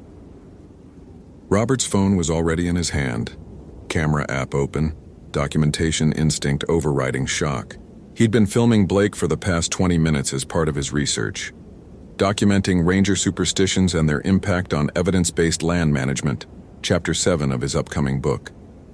Blake had been explaining Shoshone beliefs about the bristlecone groves, voice earnest, gestures careful as he pointed out patterns in the bark that supposedly indicated spiritual significance. Robert had been preparing his usual rebuttal, respectful but firm, data-driven, the kind of gentle demolition he'd perfected over 15 years of debunking wilderness mythology. He'd built an entire career on it.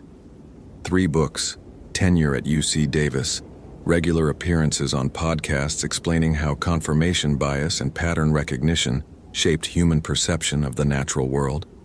He'd come to Great Basin specifically to address the skinwalker phenomenon that rangers kept reporting, to prove it was misidentified wildlife combined with cultural transmission of baseless folklore. The video on his iPhone showed everything. He thumbed back, watching frame by frame with hands that wanted to shake but wouldn't. There, Blake standing normal. There, Blake's body distorting, posture shifting, proportions elongating. There, Something else wearing Blake like a costume, joints bending backward, neck extending, face stretching. There, it looking directly at the camera, eyes reflecting light wrong, pupils vertical like a predator's. Robert's mouth had gone dry, tongue thick and useless. The rational part of his brain, the part that had written The Mythology of Megafauna, Why Sasquatch Can't Exist, and Wendigo Psychosis, a cultural misattribution of hypothermia symptoms, attempted to catalog explanations: heat shimmer, lens distortion, his own fatigue after 3 days at altitude, temporal lobe epilepsy causing visual hallucinations. But Blake's skin lay in the dirt. Robert could see it from the ridge, empty and deflated. Park Service uniform crumpled around it like shed snakeskin. He descended the slope, boots sliding on loose limestone, juniper branches scratching his arms. The bristlecone grove grew at 10,800 feet on Wheeler Peak's western face. Ancient trees twisted by millennia of wind into shapes that looked consciously tortured. Some were 5,000 years old, older than written language, older than pyramids, growing when humans were just beginning to understand agriculture. They grew 1 inch per century in the harsh alpine desert, wood so dense it never rotted, branches bare and white as bone except for isolated tufts of green needles. The trees had always looked alien to Robert. Now they looked aware. He reached Blake's, the thing that had been Blake, and his scientific training kicked in despite everything. Document, photograph, maintain objectivity. He pulled nitrile gloves from his pack, the same ones he used for soil samples, and crouched beside the remains. Not remains. Skin. Intact skin, removed in one piece like a hunter field dressing a deer. The uniform lay empty beneath it. Shirt, pants, boots still laced. No blood, no tearing. The skin had been opened from inside, separated from underlying tissue with surgical precision that left no damage except the absence of what should fill it. Robert's fingers hovered over it, professional curiosity warring with revulsion. The skin felt warm, pliable. He could see pores, could see the texture of Blake's tattoo on what had been the left forearm. A tribal pattern, the younger ranger said, honored his Paiute grandmother. Robert had privately dismissed it as misguided identity performance. Now he wondered what Blake's grandmother would say about this. His Garmin eTrex 30 placed him at 40.9856 degree on N, 114.3054 degree on W, approximately 2.3 miles from the Wheeler Peak trailhead. Cell signal was non-existent this high, normal for Great Basin. His radio should work line of sight to the ranger station at Lehman Caves, but when he keyed it, only static answered. Fitzgerald to base. Emergency situation at the Bristlecone Grove. Ranger Wilson is... what? Gone? Transformed? Molted like an insect? Missing under suspicious circumstances. Request immediate assistance and law enforcement response. The static resolved into a voice. Blake's voice. Robert? Where are you, man? I've been looking everywhere. Robert's thumb stayed on the transmit button, not pressing, not releasing. Blake's voice continued from the radio, casual and concerned. Dude, you wandered off while I was explaining the bark patterns. These groves are disorienting, easy to get turned around. Just stay where you are and keep talking, I'll follow your voice. Robert looked at Blake's empty skin, still warm in the alpine sun, looked at his video, looked at the trees around him, ancient and patient and suddenly feeling very crowded despite the sparse growth pattern. He powered off the radio. His PhD had taught him to trust data over perception, to question extraordinary claims, to demand reproducible evidence. The video was data. The skin was evidence. Both suggested conclusions his entire worldview rejected as impossible. But Blake's voice on the radio meant something was using it. Something that wanted Robert to stay where you are and keep talking. He moved, northeast away from the trail, using the GPS to maintain bearing toward a limestone outcrop he'd mapped 2 days ago. Great Basin wasn't like forests. You could see for miles across the high desert scrubland. But the terrain was deceptive. Draws and washes cut through limestone, creating hidden canyons. Caves honeycombed the subsurface. You could be visible for miles or invisible 10 feet from another person depending on elevation and angle. Robert had studied this landscape academically. Now he studied it tactically. The sun hung at 4 p.m., still hot at this altitude despite October. Temperature would plummet after sunset. High desert physics, no humidity to hold heat. He had emergency gear for overnight if necessary. Bivy sack, water filter, 3,000 calories in protein bars. He'd packed for careful research, not wilderness survival, but his protocols were solid. Except his protocols didn't account for shape-shifting witches. The term surfaced from research he'd done 5 years ago, debunking claims of skinwalker sightings along the Arizona-Utah border. Yi Naldlushi. With it, he goes on all fours, in Navajo. Witches who'd violated the highest taboos, often killing close family members, to gain the power to wear animal skins and become those animals. The Navajo didn't speak of them casually. Even his academic sources had been reluctant, suggesting some knowledge was dangerous to discuss. Robert had written 3,000 words about how the phenomenon was clearly misidentified coyote behavior, combined with cultural anxiety about social transgression. He'd been particularly proud of his analysis of how the glowing eyes described in encounters were simple tapetum lucidum reflection, the same mechanism that made deer eyes shine in headlights. The thing wearing Blake had looked at him with eyes that reflected wrong. Not tapetum lucidum, something else. Something that suggested the light was coming from inside rather than being reflected back. His phone buzzed. Text message, somehow delivered despite no signal bars. Robert, it's Blake, phone dying, at the trailhead. Where are you? Robert stared at the message. His iPhone showed no signal, no Wi-Fi, no satellite connection. The message existed in defiance of available technology. He didn't respond.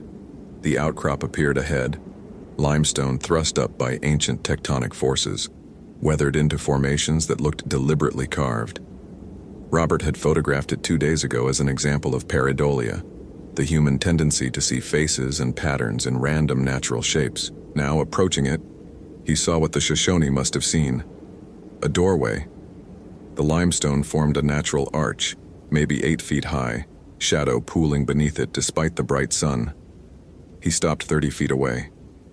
Every instinct said, don't go in there. But that was emotional thinking. Survival brain overriding rationality. The outcrop offered cover, elevation advantage, narrow approaches that limited angles of attack. Tactically sound, except tactics implied an adversary, and Robert's worldview had no space for adversaries that wore human skin like clothing. His phone buzzed again. No message this time, just his camera app opening on its own, cycling through recent photos. Pictures of Blake explaining tree patterns. Blake gesturing at limestone formations.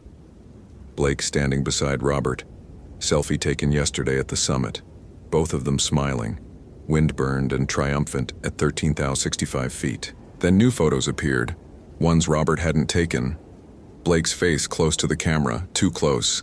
Face stretched and wrong, mouth open wide enough to show the back of a throat that went down farther than human anatomy allowed.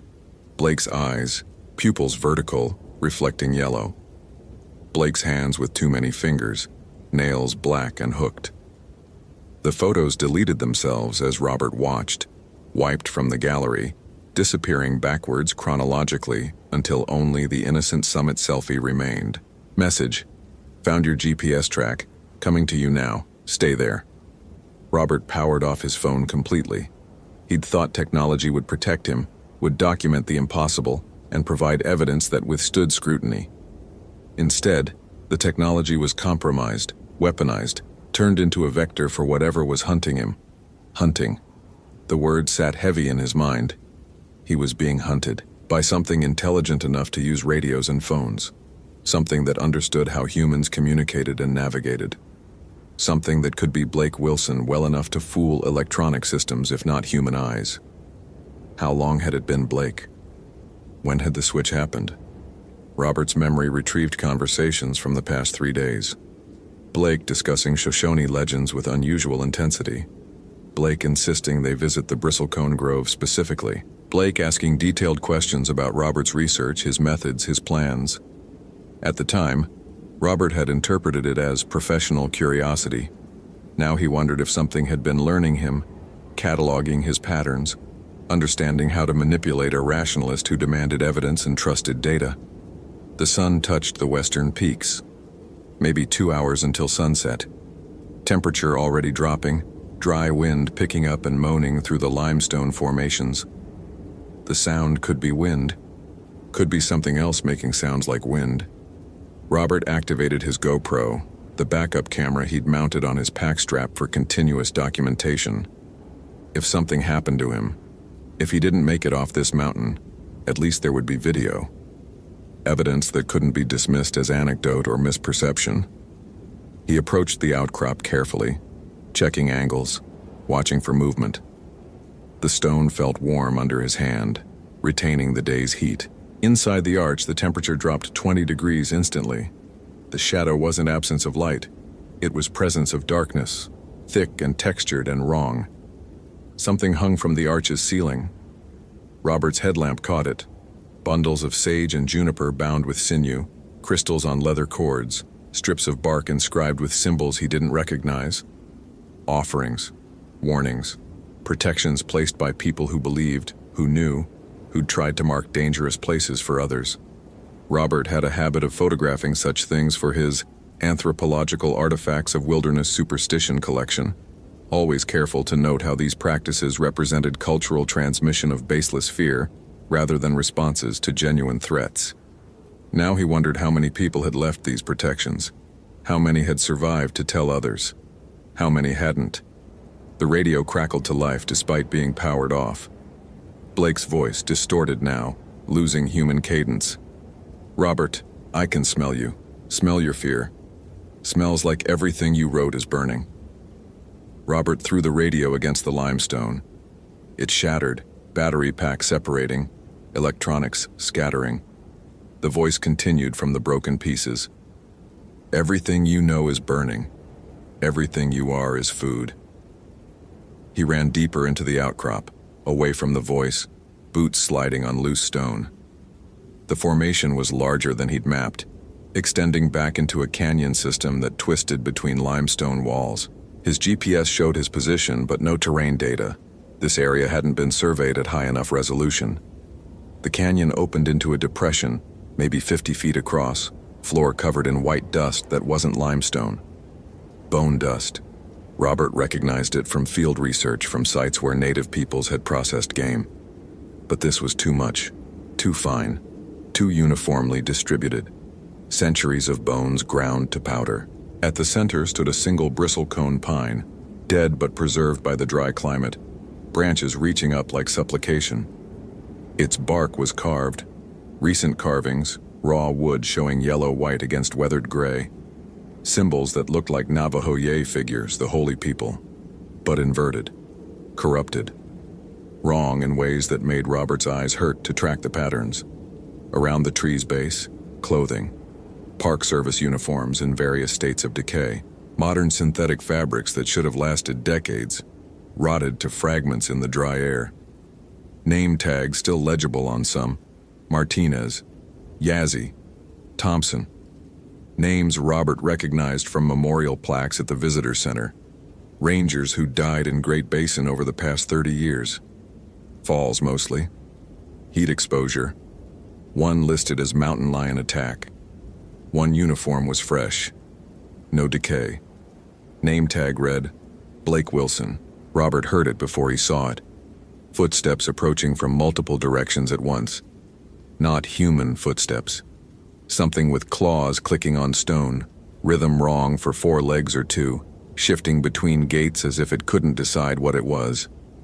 Then it was there, at the canyon entrance, blocking the only exit. It wore Blake's face poorly now, skin sagging, eyes too far apart, mouth not quite closing over teeth that had multiplied and sharpened. The body beneath was transitional. Human torso, but legs that bent backward. Arms that hung too long, hands that were becoming paws, becoming something else. "Everything you are is burning," it said. And Robert finally recognized the truth his rationalism had protected him from. This thing wasn't Blake wearing a costume. Blake was inside it. Part of it. Consumed and incorporated, consciousness preserved enough to speak, to beg with Blake's voice from inside the skinwalker's throat. "Run, please run. It's still eating me." Robert ran. Not back toward the entrance. The skinwalker blocked it. Deeper into the canyon system, boots pounding stone, breath already ragged at altitude. Behind him came the sound of pursuit, sometimes 2 legs, sometimes 4, sometimes a scraping slither that suggested neither. The canyon branched. Robert went left on instinct, immediately regretted it as the passage narrowed. He could touch both walls, had to turn sideways to squeeze through sections. Behind him, the scraping sound continued, unbothered by constriction. Something that could reshape itself wouldn't care about narrow spaces. The passage opened into a cave entrance, darkness absolute beyond his headlamp's reach. Lehman Caves, maybe, or one of the unmapped systems that honeycombed the limestone. Robert hesitated. Caves meant dead ends, meant trapping himself. But the canyon behind offered nowhere to go, but back toward the thing that had been Blake. He entered the cave. The temperature dropped 40 degrees immediately.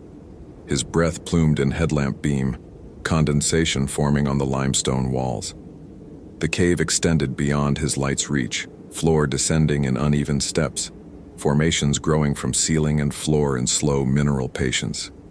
Beautiful in an alien way, columns of flowstone, draperies of calcite, pools of water so still they looked solid, and everywhere, markings. Pictographs painted in red ochre, black charcoal, white kaolin, handprints, geometric patterns, animal figures that shifted as his light moved across them, seeming to run across the walls, and symbols he recognized from his research on Navajo witchcraft, the kind of symbols his sources had refused to fully explain, saying only that some marks attracted rather than repelled. Robert's headlamp caught movement in a calcite pool, not water disturbance, something surfacing from below. A face, Blake's face perfectly preserved, eyes open and aware, mouth moving silently beneath the water, pleading or praying or screaming, impossible to tell. More faces appeared in other pools, all the rangers from the memorial plaques, all perfectly preserved, all aware, all trapped in calcium carbonate that built up grain by grain, century by century, entombing them in stone while keeping them conscious. The Martinez Ranger's mouth formed words. "It keeps us, feeds on us. We don't die. Can't die. Please." The scraping sound entered the cave. Close now. Very close. Robert's light found a side passage, barely wide enough for shoulders, ascending steeply. He took it, scraping elbows on stone, headlamp bouncing shadows that made the walls seem to breathe. The passage twisted, turned, opened into a chamber. The chamber was wrong. Not geologically wrong, structurally impossible. The walls curved in non-Euclidean angles, floor and ceiling merging in ways that suggested 3 dimensions were negotiable. His headlamp created shadows that fell in multiple directions, as if light sources existed that shouldn't. At the chamber's center stood something tall and emaciated, humanoid but stretched skin gray-brown like old leather, face too long and narrow with eyes that reflected his light with internal luminescence.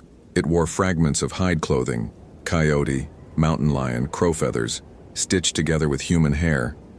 Around its neck hung a necklace of finger bones, dozens of them, each carved with names. The Skinwalker, the original, the first, however long it had been here. It spoke in Blake's voice and Martinez's voice and Thompson's voice and voices Robert didn't recognize, all layered together. "You came to prove we don't exist. Came with your degrees and your books and your certainty. Came to explain us away." Robert's back hit the chamber wall. No exits, no escape. His phone was dead, radio destroyed, GPS useless underground. Nobody knew where he was. He'd told the ranger station he was doing solo survey work, didn't want company, didn't need backup. "Tell me," he said, proud that his voice stayed mostly steady. "If you're going to kill me, at least tell me what you are. Real explanation, not folklore." The thing that wore many faces tilted its head, bird-like. What we are? We are the price of knowing, the cost of violating. Your science thinks it explains everything, thinks knowledge is free. But some knowledge requires sacrifice. Some doors shouldn't open. We are what waits beyond those doors. That's not an answer. No, it's not. Because you want mechanism, want evolutionary biology and rational framework, want to catalog us like interesting beetles. But we exist in the space where your categories fail, where the world proves bigger and stranger than your equations allow. Robert's hand found something in his pocket. The small vial of holy water he'd carried as a joke, planning to include it in his chapter on placebo protection and wilderness anxiety. Catholic blessed water given to him by a source in Arizona who'd insisted it offered protection against Yi Naldlushi. Robert had laughed, had planned a whole section on how belief in protective talismans reflected cognitive bias and the human need for control in uncontrollable environments. Now he threw it. The vial shattered against the skinwalker's chest. The reaction was immediate and wrong, not burning or recoiling like movie vampires, but distortion. The thing's form wavered, lost cohesion, became transparent enough that Robert could see the chamber wall through it, could see other forms layered behind it like double exposures. Coyote, mountain lion, human figures in various states of dissolution.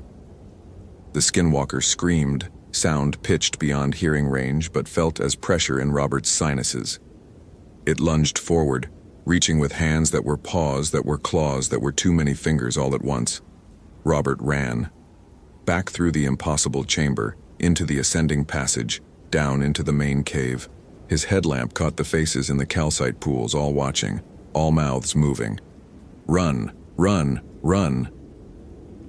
He ran toward the cave entrance, legs burning, altitude and terror combining into oxygen debt that made his vision pulse. Behind him came the scraping, but weaker now, more distant. The holy water had hurt it, had disrupted whatever physical laws it operated under. Robert burst from the cave into twilight. The sun had set, temperature dropping rapidly, stars already visible in the darkening sky. He oriented by the Garmin, by constellation positions, by sheer desperate navigation back toward the trailhead. Something paced him in the scrubland. Not directly following, circling. He caught glimpses, coyote shape moving too fast, mountain lion form melting into raven taking flight, shadows that had substance and form. But it didn't attack. The holy water had wounded it somehow, or the blessed ground of the cave entrance had provided momentary sanctuary, or some rule Robert didn't understand limited its ability to hunt in open air after dark. He reached the Wheeler Peak trailhead at 9 p.m., muscles shaking, hypothermia setting in despite his layers. His truck sat in the parking lot covered in dust. 3 other vehicles were present now, hadn't been there this morning. Other hikers or rangers, potential witnesses, potential help, or potential victims. Robert fumbled his keys from his pack with numb fingers, dropped them, picked them up again. The truck started on the first try, dashboard illuminating. Phone automatically connected to Bluetooth, downloaded messages. 17 from the ranger station, increasingly frantic. Search initiated. Law enforcement en route. He was missing, presumed lost. Blake Wilson hadn't returned from their joint survey. Blake Wilson was still listed as missing. Not dead, not transformed. Missing. Robert texted the station. Fitzgerald here, alive, emergency. Wilson is gone. Something in the bristlecone groves. Do not send anyone alone. Stay in groups. Do not respond to voices on radio. Send law enforcement with full team immediately. Response came within seconds. Robert, thank God. We have Blake here. He made it back an hour ago. Says you two got separated. Says you seemed disoriented. Stay where you are. We're sending someone. Robert looked at the trailhead in his rearview mirror. Something stood there at the trail entrance, illuminated by his brake lights. Tall, wrong proportions, wearing Blake Wilson's face and Park Service uniform. It waved at him, friendly gesture, wrong biomechanics. Robert drove, foot to floor, loose gravel spraying, down the mountain access road toward Highway 488, toward Lehman Caves Visitor Center, toward lights and people and the fragile illusion of safety. His phone rang. Blake's number. Robert didn't answer. It rang 17 times before stopping. Text message. It's okay, Robert, I know you're confused. High altitude can cause hallucinations. Come back to the station. We'll get you checked out. I'm worried about you. Another text. Different number. Ranger station. Fitzgerald. Wilson says you seemed delusional on the trail. Mentioned you were talking about skinwalkers and folklore. Are you experiencing altitude sickness? Carbon monoxide exposure? We need to know your mental status. They had Blake. Or something wearing Blake. And it was already rewriting the narrative, establishing Robert as unstable, delusional, the skeptic who'd cracked under pressure and started believing the myths he'd spent 15 years debunking. Robert pulled over at an overlook, hands shaking too badly to drive safely. He opened his laptop, pulled up the GoPro footage. The continuous recording should show everything, should provide evidence that couldn't be dismissed as delusion or altitude psychosis. The video played, Robert appearing normal, hiking the trail, approaching the bristlecone grove, Blake pointing out patterns, explaining Shoshone beliefs, both of them standing talking, Blake's voice clear and concerned. You okay, Robert? You seem distracted. No transformation, no skin shedding, just two rangers doing survey work, one of them increasingly agitated for no visible reason. Robert fast-forwarded. Canyon exploration, bone dust depression, carved tree. But in the video, he was alone, talking to empty air, throwing things at nothing, running from shadows. The phone footage told the same story. Blake normal in every frame. The photos of distortion, the stretched faces, the too many fingers, all gone, replaced by standard documentation shots. Even his memory felt suspect now. Had he seen what he remembered seeing? Or had 3 days at altitude professional pressure, the cognitive dissonance of challenging deeply held beliefs, triggered some kind of psychotic break? Robert's PhD in environmental science included enough psychology to recognize the symptoms of acute paranoid delusion. They matched his current state perfectly. But his pocket still held the broken vial of holy water. His jacket showed tears from the narrow cave passage. His GPS log showed him in locations he shouldn't have been, couldn't have reached in the time frame recorded. And somewhere in the high desert, Blake Wilson's empty skin lay crumpled near ancient trees, unless it had already been taken, hidden, destroyed. Robert opened his laptop and began typing, not his book debunking wilderness mythology. A new document. Statement of Robert Fitzgerald, Ph.D., Environmental Science, University of California, Davis, October 15, 2015, regarding incident at Great Basin National Park. He documented everything. The transformation, the pursuit, the cave, the faces in stone, the chamber that violated geometry, the original skinwalker. He attached the GPS logs, the corrupted video files, the photos that showed nothing but proved he'd been there. He wrote, I came here to disprove skinwalker phenomenon, to provide rational framework for misidentified wildlife and cultural anxiety. I have failed, not because I couldn't find rational explanations, but because the rational explanations are incomplete. There exist things that operate outside our physical laws. There exist predators that hunt using our technology, our communication systems, our trust in evidence and documentation. I have seen one. It has taken Ranger Blake Wilson. It may have taken others. It is still out there. Robert saved the document, uploaded it to 3 separate cloud services, emailed copies to himself and to academic colleagues. Insurance against it being deleted like the photos had been deleted. Then he drove. Not back to the ranger station where something wearing Blake waited. Not to law enforcement who would see his statement and start psychiatric evaluation procedures. He drove toward Ely, toward the regional airport, toward escape from Great Basin, and everything he'd seen there. His phone rang constantly. Texts accumulated, concerned, angry, threatening legal action for abandoning a search operation. His academic reputation would be destroyed, his career over. 3 books discredited, 15 years of work invalidated. But Robert was alive, and he knew. The knowledge sat in his mind like broken glass, cutting every time he examined it. Everything he'd built his career on was incomplete at best, actively wrong at worst. The universe was stranger than his equations allowed. There were doors that shouldn't be opened, knowledge that required sacrifice, things that wore human skin and lived in the spaces where rationality failed. Blake Wilson was listed as missing for 3 days before being listed as found, confused, recovering from altitude sickness at the ranger station. He resumed duties within a week. Reports noted some personality changes, quieter, more reserved, occasionally seemed confused by technology or social cues. But medical evaluations showed nothing abnormal. Robert Fitzgerald resigned from UC Davis. His publisher canceled his book contract. His academic articles were quietly retracted. He was diagnosed with acute altitude-induced psychosis, with paranoid features, treated with antipsychotics he pretended to take but flushed. He moved to Phoenix, took a job teaching high school biology, stopped writing, stopped researching, stopped trying to explain the world.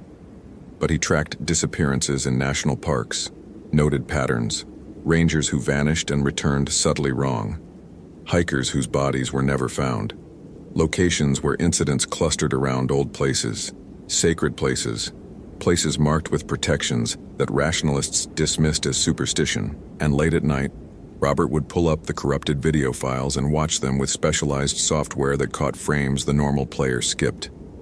In those frames, single images, fragmented, barely visible, he could sometimes see it. Blake opening like a coat, something stepping out wearing human form badly, eyes reflecting yellow in the alpine sun, evidence that would convince no one, truth that would be dismissed as artifact, corruption, pareidolia. Robert kept the files anyway, because he knew. And knowing changed everything. Had burned away his certainty and left only questions that had no comfortable answers. Somewhere in the Great Basin, something still hunted, still wore the shapes it had taken, still waited for the next skeptic who needed proof, the next rationalist who demanded evidence, the next scientist who couldn't accept that some doors should stay closed. And Blake Wilson worked ranger shifts, guided hikers, gave educational talks about bristlecone ecology, performed his duties adequately if not excellently, lived alone, avoided questions about his time lost on Wheeler Peak. At night, if you listened carefully to ranger radio traffic, you could sometimes hear him in the background of other transmissions, voice slightly wrong, syntax slightly off, speaking in languages that shouldn't come from a human throat, to things that shouldn't answer back. Robert listened sometimes, knew he shouldn't, knew the knowledge was dangerous. But he'd spent his life seeking truth, and couldn't stop even when truth had teeth and hunger, and wore familiar faces like masks. The world was stranger than science allowed. The universe contained spaces where physical laws negotiated terms, and in those spaces things hunted that understood human weakness perfectly.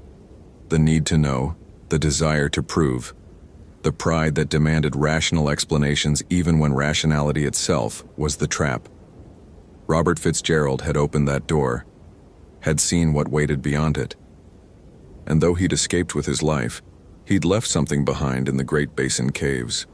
His certainty, his worldview, his ability to ever feel safe in the rational universe he'd once believed was complete and comprehensible.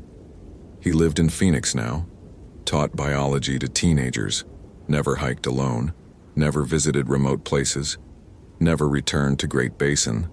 But sometimes, late at night, his phone would ring. Blake Wilson's number. Robert never answered. The voicemails were always the same. Breathing, distant voice speaking in layered tones, invitation to come back, see more, learn what really lived in the spaces between categories.